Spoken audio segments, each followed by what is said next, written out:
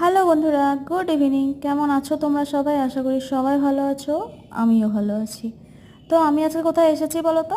আমি এসেছি hair spa করতে। আর অনেক দিন হয়ে গেল আমার হেয়ার স্পা করা হয়নি, চুলের অবস্থা খুব খারাপ। তাই দেখি চুলটাকে বাঁচানো যায় কিনা, এটা ভেবেই আমি আসলাম হেয়ার স্পা করতে।